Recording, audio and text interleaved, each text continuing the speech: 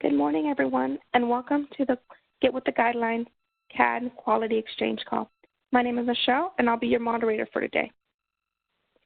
As a reminder, within 1 week of this call, we will provide the slide set and a recording of our meeting today. I would like to turn the presentation over to our Senior Director, Lonnie. Lonnie, the floor is yours. Thank you, Michelle, and good morning, everyone. Thank you for joining. First thing this morning, again, I'm Lonnie Den, and I'm involved with Quality and Systems Improvement and Mission Lifeline for the Southwest Affiliate. We have several updates to give today. Some exciting things are happening, and we'll also have plenty of time if there are any, if any of you have questions. This is your time. So if there's anything that you want to make sure that we cover, please just enter your question into the chat box or in the Q&A section, and we will make sure to get to it before we go offline this morning. So the agenda for today is as follows. We're going to go over some important dates, and we're also going to go over the new criteria for hospital Mission Lifeline recognition. We have had the same criteria for many, many years, and this is the first year that we're changing things up, so we're able to update on that. Those have been finalized, and in February we're going to be adding about 10 or 11 new Get With the Guidelines coronary artery disease data elements, and we want to give you a heads up about that and what additional elements will be added. And then I want to touch on EMS Mission Lifeline recognition as well, since they're working up against a deadline for recognition as well, and they'll be reaching out to you for information. So let's start with important dates. So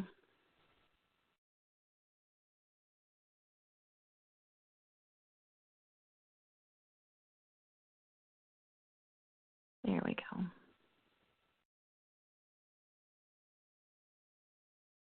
I was pressing the zoom in button instead of the advanced button. So hopefully this looks a little bit better to you all. How's that? Michelle, will you come off mute and just... I can read everything on the slide. Okay, thank you.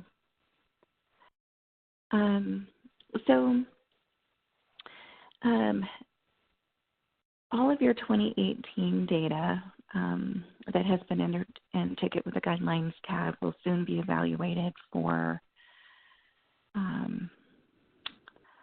recognition. And so we want to make sure that you have all of your data entered into the registry, all of your 2018 data entered into the registry by February 28th. That will allow the month of March for us to help you review your data, for you to run your measures and make sure that you're looking good for recognition, and to have everything edited and corrected by March 31st. That's kind of the drop dead date where we don't allow any edits beyond that point. After March 31st, your data will be run for recognition.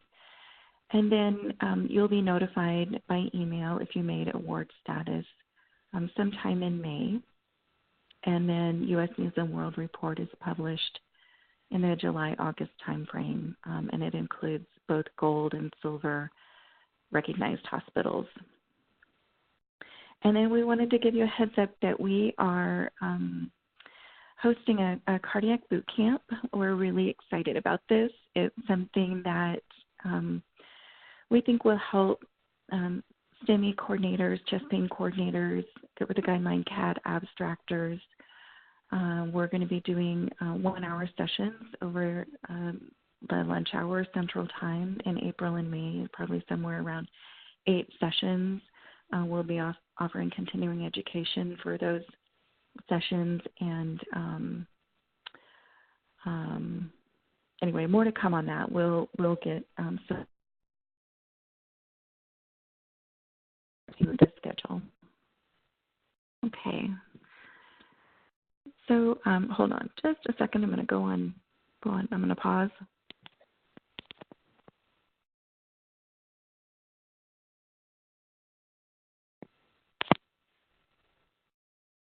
Okay. Sorry about that. I was getting some text. I wanted to make sure that it wasn't that you weren't able to hear me. So for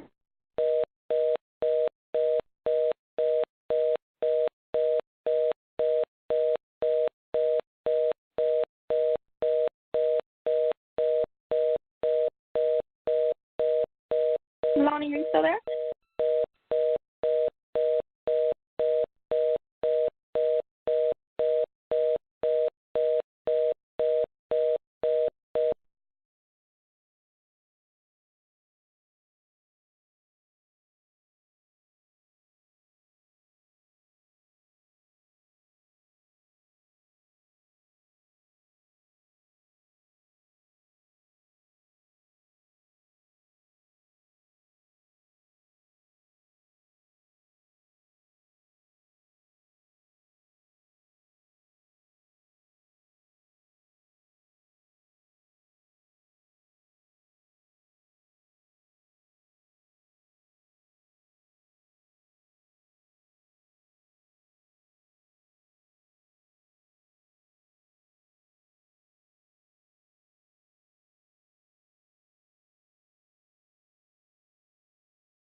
Hi there. Are you able to hear me? Michelle, would you be able to come off mute and let me know if you can hear me? Now I can hear you. Okay, so sorry, my call dropped. So my apologies for the pause in the presentation. New for 2020, hospital recognition measures will be changing. We'll go over the NSTEMI and the STEMI recognition and reporting measure changes. And so the difference between recognition measures and reporting measures are that the reporting measures are just that. They're just measures that we look at. We ask you to submit the data elements for the reporting measures, but they are not factored into recognition analysis or data analysis for recognition. Okay, so let's just go through the updates for the receiving centers, STEMI receiving hospitals. The arrival, door to balloon essentially in less than 90 minutes is going to stay the same. And then EMS, first medical contact with EMS to balloon within 90 minutes is staying the same. And I do want to explain a little caveat that we added this past year, and it's 120 minutes that's allowed in a very specific scenario. So if the transport time, which is the time that EMS is leaving the scene to the time that they arrive at your hospital, is 45 minutes or greater, we do allow 120 minutes total time, EMS, first medical contact to balloon, as long as the patient gets to PCI at your facility within 30 minutes. So your door to balloon needs to be 30 minutes. And the idea is that if there's a 45-minute or greater transport time, that there's plenty of time for pre-notification and for the hospital to call in their team and cardiologist and be ready to go and get that patient door to balloon within 30 minutes.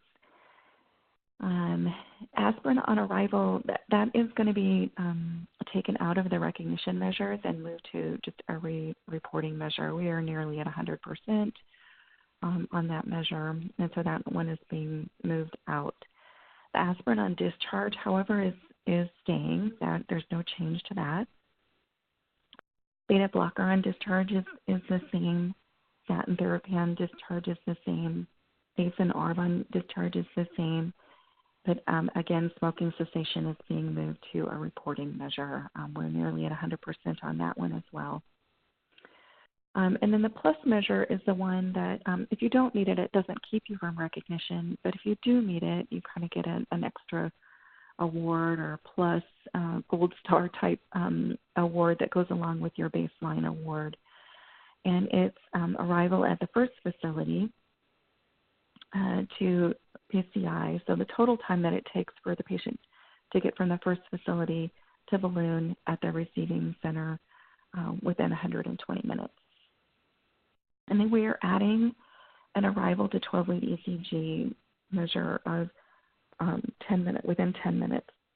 And that needs to be 85% of the time. The other measures are all at 75%.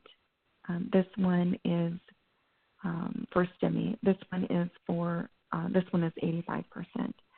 And then we're also adding a cardiac rehab referral measure, which we all know is just really important and improves the outcomes for the patient. So that one will be measured this year as well.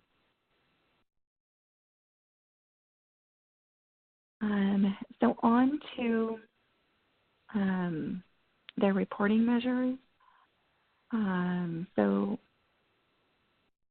The percentage of transfer inpatients that have a 12-lead ECG acquired within 10 minutes of arrival at the STEMI referring hospital. So the first hospital, no change to that one. The door in, door out time for those referring hospitals is 45 minutes, no change there. The percentage of STEMI patients for whom cath lab activation occurred prior to EMS arrival, when EMS provided pre-hospital notification, no change. But the next one's going to be added as a recognition measure for this year, for 2020 recognition, 2019 data, and that's the percentage of time that the 12-lead ECG is done within 10 minutes of arrival at the referring hospital. And that's 85% adherence. No change in ED length of stay as a reporting measure within or equal to or less than 30 minutes. And then the other new one is the time from first medical contact, so at or before ED arrival at the STEMI referring hospital, to primary PCI at the STEMI receiving facility, patient transfer time of 120 minutes. I'm just going to make that a little easier for us all to see. Lonnie, we do have one question in the chat box. Okay. Is the arrival to EKG measured for walk-in patients only? Yes. Yes. Good question. Thank you. Okay.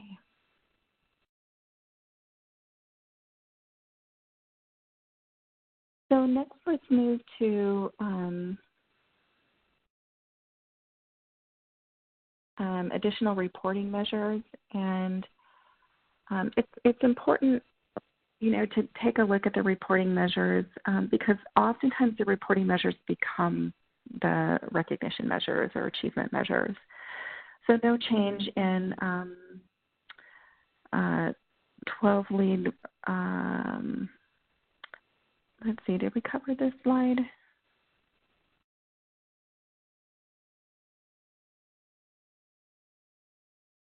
Oh, we got down to the statin therapy. Okay, so this is a new one. We have new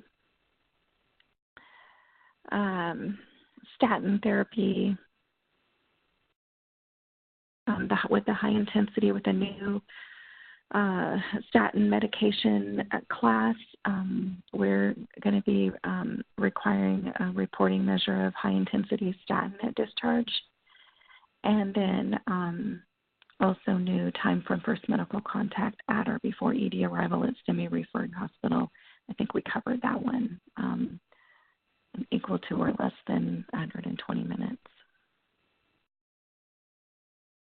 For the referring hospital, so For the patients that are staying at the referring hospital, so they're being treated, they're not transferred out, all of these measures, there's no change to arrival at 12 lead within 10 minutes, arrival to lytics within 30, door in, door out of 45 minutes, aspirin on arrival, aspirin on discharge, beta blocker on discharge, statin therapy on discharge, ACE and ARB on discharge, and smoking cessation. No change to any of those, but we are adding a plus measure. So hospitals that are able to get that patient in their door and out their door in equal to or less than 30 minutes will also receive that plus award. So door in, door out within 45 minutes for recognition, but for the plus measure, door in, door out within 30 minutes. And then we're also adding cardiac rehab referral as a new reporting measure for the referring hospitals, and also a new reporting measure of high-intensity statin therapy at discharge. And again, the reporting measures are not used in recognition analysis, but just you can kind of see, that it could become a recognition measure in the future. And this one is NSTEMI updates. So we've covered the STEMI recognition measures. If you're entering your NSTEMI patients into Get with the Guideline CAD, you'll want to be aware that for NSTEMI, the cardiac rehab referral measure has been revised to include some exclusions like medical reasons, patient-oriented reasons, and health system reasons. There's no change to ACE and ARB on discharge, dual antiplatelet therapy on discharge, LV systolic function evaluation on discharge, and smoking cessation. But there are new reporting measures. One is arrival to 12-lead ECG within 10 minutes and high-intensity statin therapy at discharge. And I realize this next slide is a little bit difficult for you to see, but I put this up because I wanted you to be aware that we do have a PDF of this. It contains all of the information that I just covered in a one-pager. So when we send the slides out to you, we will also send this one-pager out to you as well.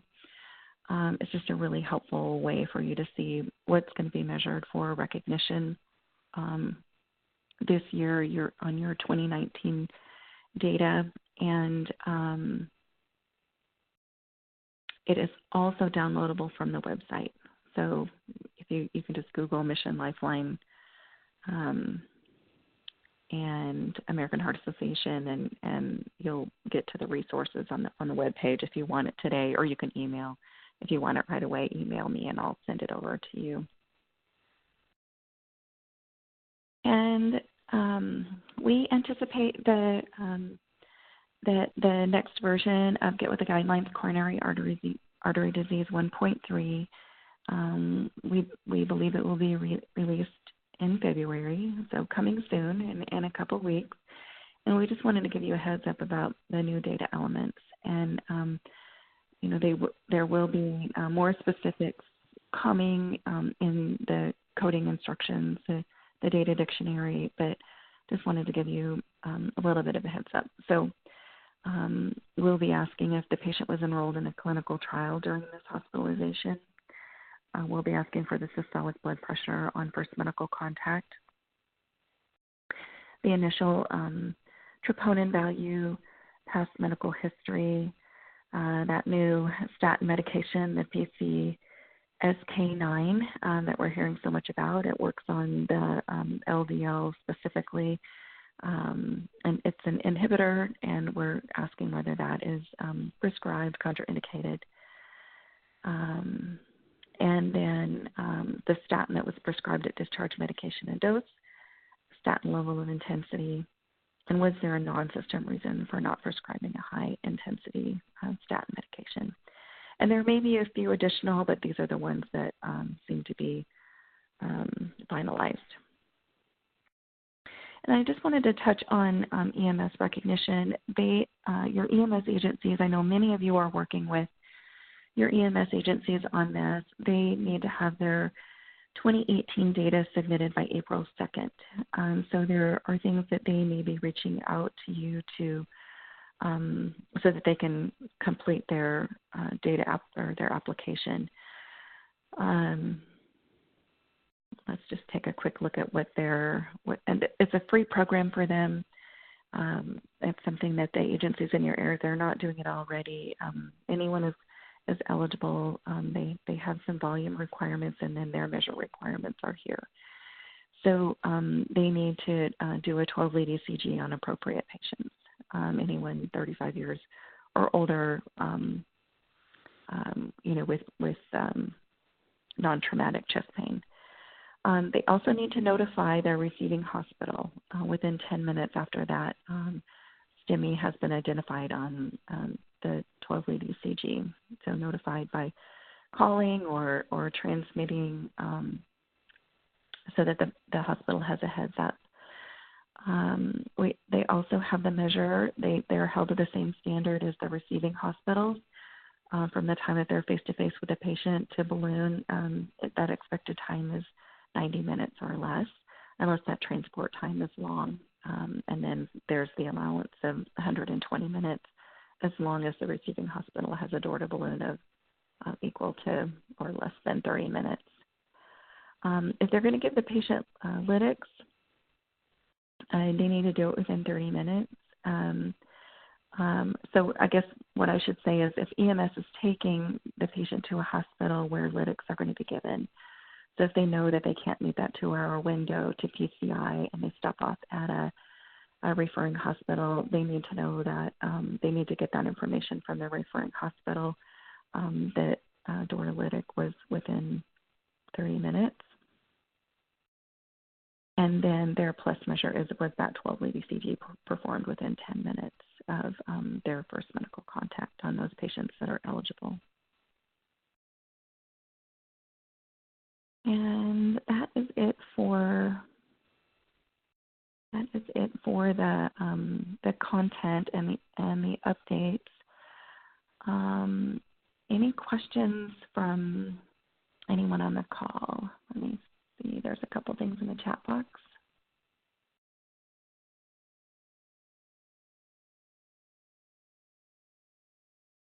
Okay, I think we covered everything in the chat box. And just see if there's anything in Q&A. Yep, we answered that one as well. Any questions, any concerns, anything that we can help you with? If you joined by phone, you were probably automatically placed on mute, and you'll need to hit *6 to come off mute to be able to ask a question or make a comment. Again, it's *6, not #6.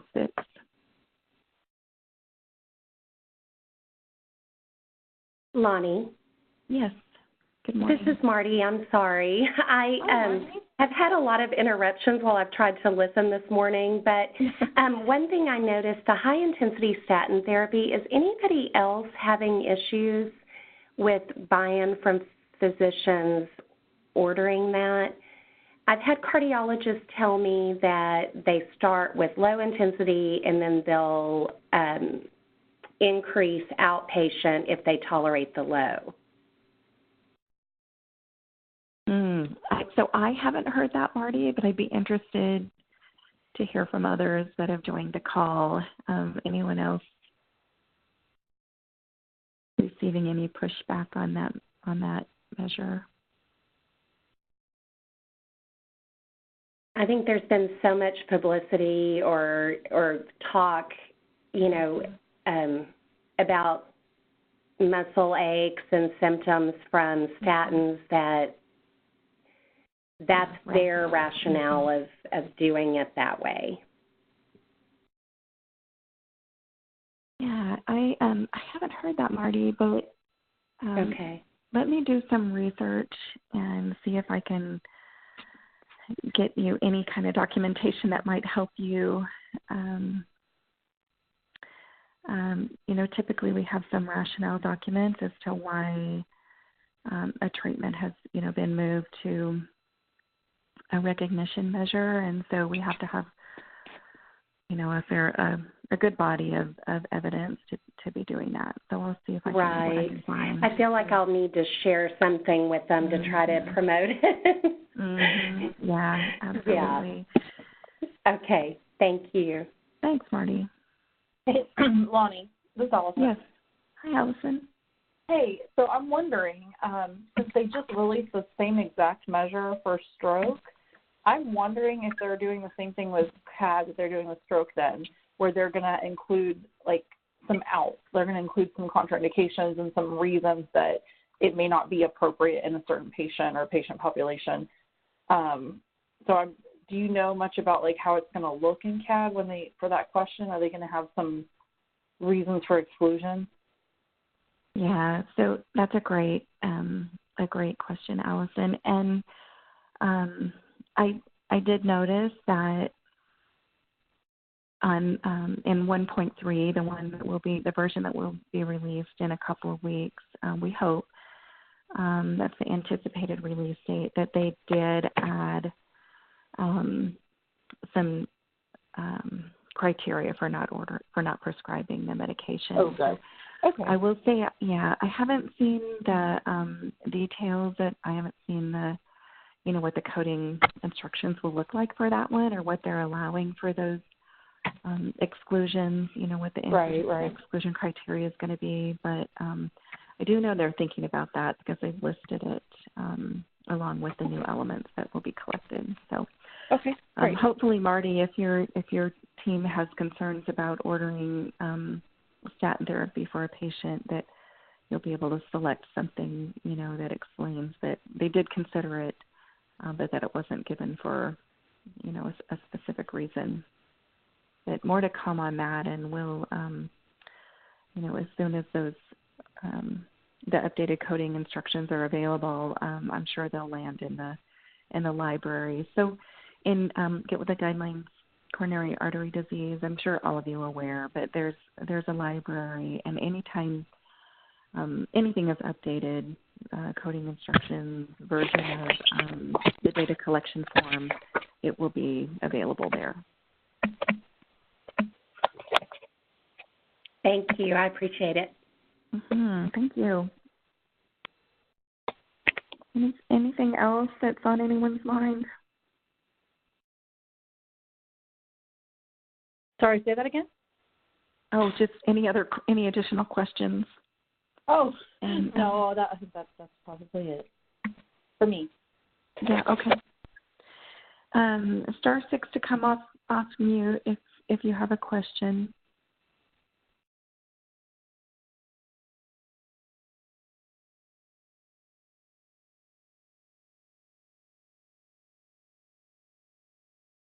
And I don't think, Michelle, I don't think anything else is. Oh, I hear someone coming off mute. Is there a question?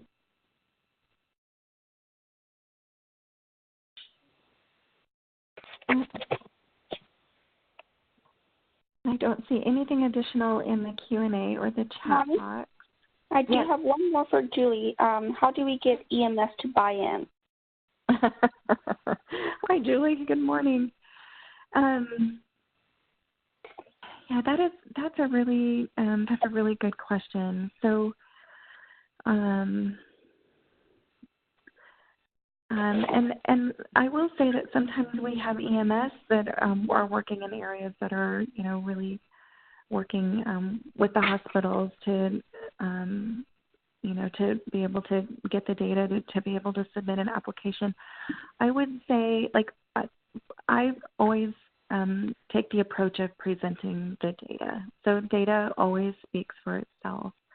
So if you're able to meet up and sit down and go over the data and, just allow them to see the times, the patient treatment time. So the time that they arrived at the hospital to the time that of PCI, it's EMS in my history of working with EMS are just all about the patients. And so if they're able to see that the guidelines, say that the treatment time needs to be, within 90 minutes or within 120 minutes with those exclusions, that they're really going to try hard to meet the measure. And if they're able to see the data, I think it's really motivating because everybody wants to do the right thing for the patients. It is time consuming for them to be able to submit an application. So we have some of our STEMI coordinators and data abstractors who will actually assist them with that and help them put together the data that they need to be able to submit for recognition. And it's kind of a neat thing, when EMS gets recognized, for one thing, there's no cost, but when they become recognized, they receive a really nice plaque. We will, if they want us to, we'll go to their city council meetings or commissioner's court or wherever it is that they want to receive their award and get recognized for their work. So we also have a map that is published. It's online that shows which EMS agencies have been recognized, and then they also get a marketing kit, a branding kit, so that they can promote their Mission Lifeline Award. So I know there are others on the line that have worked with EMS in their areas. I'd love to hear other folks what you've done in your areas to get EMS to participate and buy in.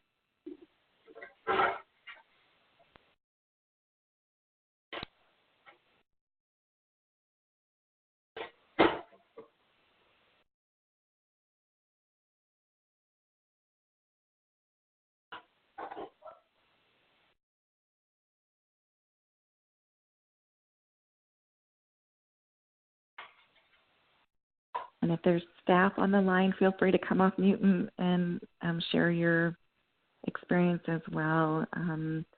We have several people on the team that have backgrounds in working with EMS.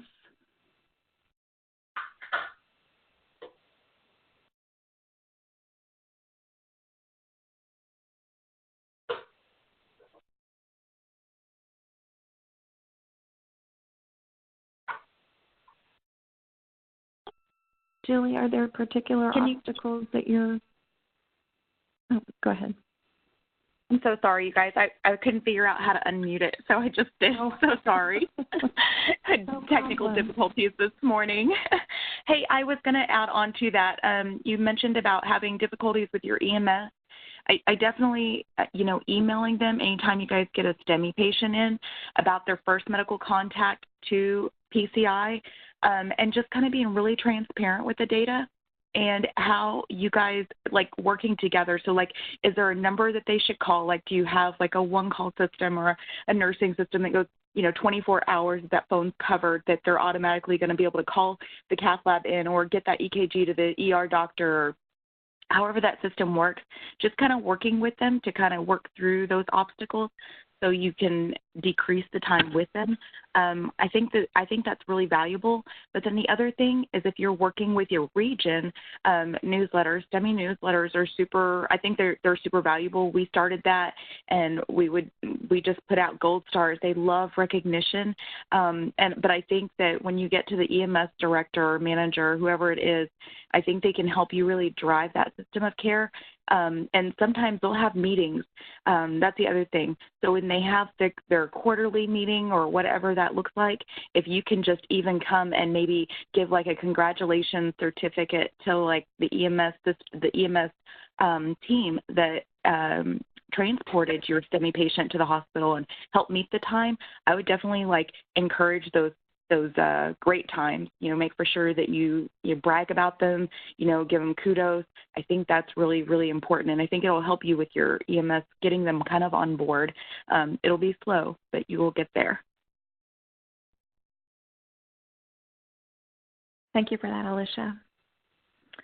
I just had a thought. We used to put, we had a bulletin board in the EMS report room in the ED where we would post that we would post cases that went really well and patient de-identified, obviously, but screenshots of the cases, what the coronaries looked like before and after, and treatment times and patient outcome and things like that. And that seems to be really motivating. Just congratulating the emergency service providers that were involved in the case. Just to have that posted, for one thing, it's just a learning opportunity, the ECG, a learning opportunity, but also a way to kind of give them a pat on the back. Also, we'd pull them if they had time to stay and watch the case. It's really a neat opportunity for them to see, how, what happens once the patient arrives at the hospital. If they can go up to the cath lab and watch, it's really helpful.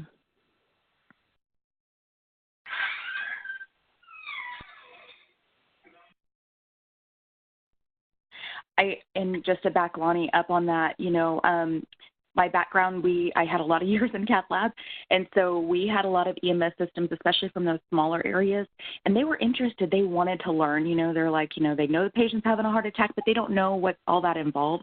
So when they get to see, like, the before and after pictures, it speaks volumes. Then they really understand that real, hey, time is muscle. They understand some of those pieces behind it. So you might even think about talking to your cath lab crew and just to make sure they make them feel welcome to kind of bring them in, because sometimes they're so caught up into, hey, we gotta move fast, and they don't necessarily take time out to kind of help with that relationship building. And I think that's an area that you definitely can help improve some of the relationship status right there. And then, of course, sending that data. That's a good point, Lonnie. I forgot all about that. Yeah, and if anybody is looking for, Julie, if you need a feedback template, I have lots of examples of those. So just email me, anyone who would like those.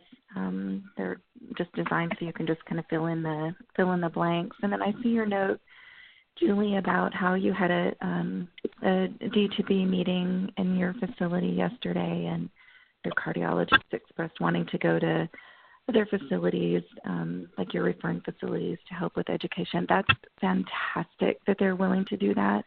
I also used to take our cardiologists out to EMS agencies as well, and just have a stack of ECGs and just have them go through and just have an education session to help them become more familiar with STEMI identification on the 12-lead ECG.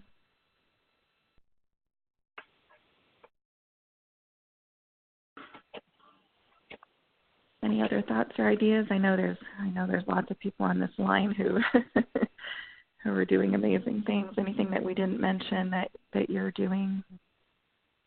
This is Kristen. Can you hear me? Yep, can hear you. Okay. I'm not sure how it is for other states, but in Arkansas, it's fairly easy to give education hours to EMS.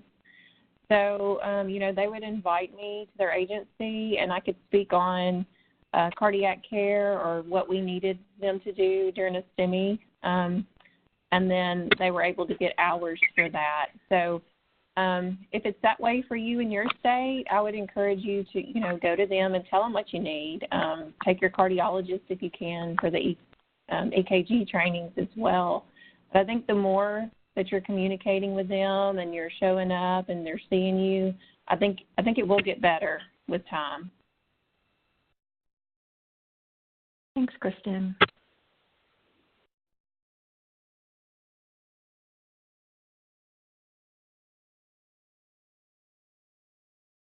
Anything else?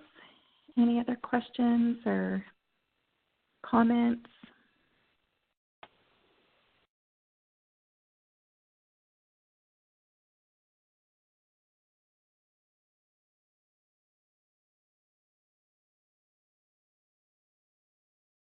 Okay, and I don't see anything additional in the chat box or